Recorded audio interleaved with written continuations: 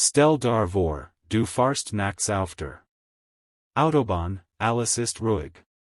Du hörst dein Lieblingsplaylist und plötzlich im Rückspiegel siehst du die blauen Lichter. Dein Herz macht einen Sprung. Die Hand werden schweißnass. Du fahrst ran, der Polizeibeamt kommt ans Fenster. Und dann fällt der Satz, der alles verhindern kann. Guten Abend, ein allgemeine Verkehrskontrolle. Haben Sie Waffen im Auto? Was antwortest du jetzt? Ehrlich. Ausweichend? Sagst du einfach nein, auch wenn de Violite ein Taschenmesser im Handschuffich liegt oder du vom Skystraining kommst? Halt, stopp. Genau hier, in diesem einen Moment. Entscheidet sich oft, ob du mit einer kleinen Verwarnung nach Hause fahrst. Oder ob sich dein Leben in den nächsten Monaten nur noch en Walzgassen Gerichtstermin und den möglichen Verlust einer Waffenbesitzkarte dreht.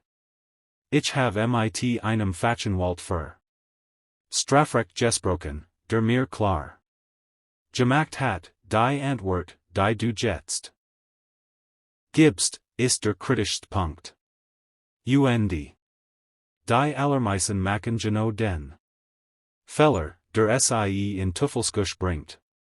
Beaver du jetzt denkst, das betrifft Michigan doch nicht, lass Michigan da ein Frage stellen, die du ehrlich in den Kommentaren beantworten sollst.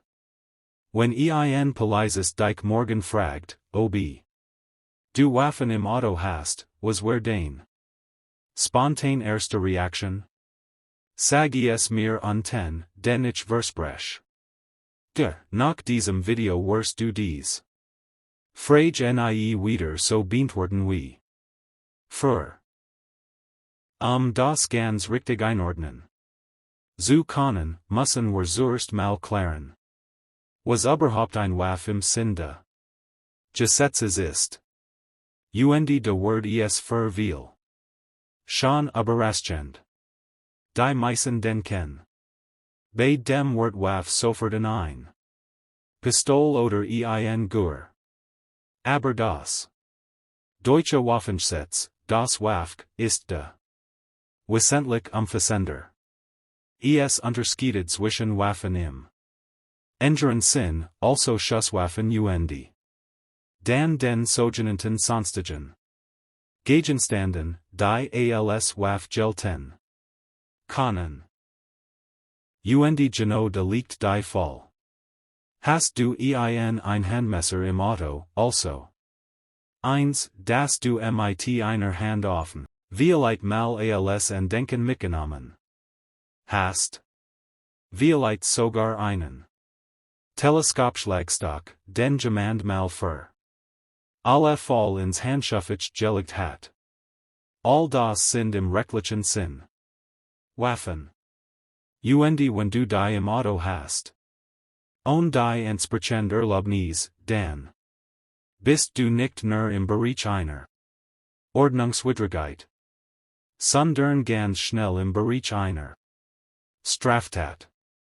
Ich have mal einen Fall gehört.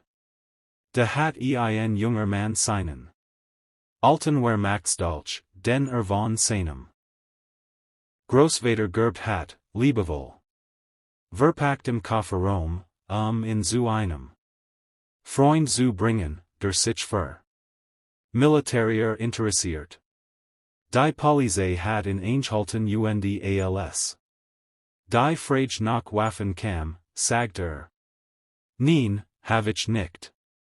Bei einer Durchsuchung fand den SIE den Dolch.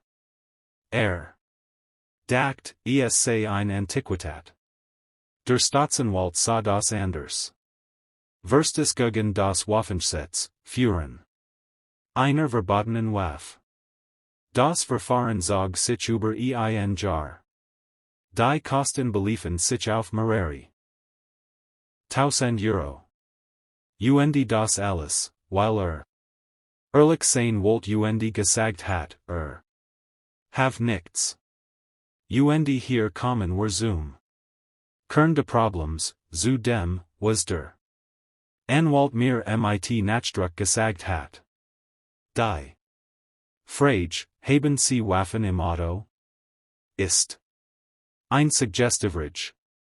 Sie ist darauf ausgelegt, dar ein Fall zu stellen. Nicht im bösen Sinn.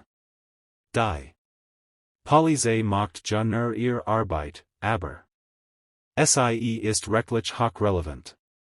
Denn wenn du nicht sagst und es Word später doch etwas gefunden, dann hast du nicht nur den Verstes gegen das Waffengesetz im Hals, sondern du kommst auch noch in den Bereich der Falschaussage. Der Anwalt sagt mir wörtlich, das Allerschlimmst, was man tun kann, ist auf dies Frage zu antworten. Egal, ob mit ja oder nein. Denn wenn du ja sagst, gibst du im Prinzip sofort die Erlaubnis zur Durchsetzung. Du lieferst den Grund dafür selbst. Der Polizeibeamt hat dann einen konkreten Anfangsverdacht und darf dein Fahrzeug ohne weiteres durchsetzen. Und wenn du nicht sagst, legst du dich fest.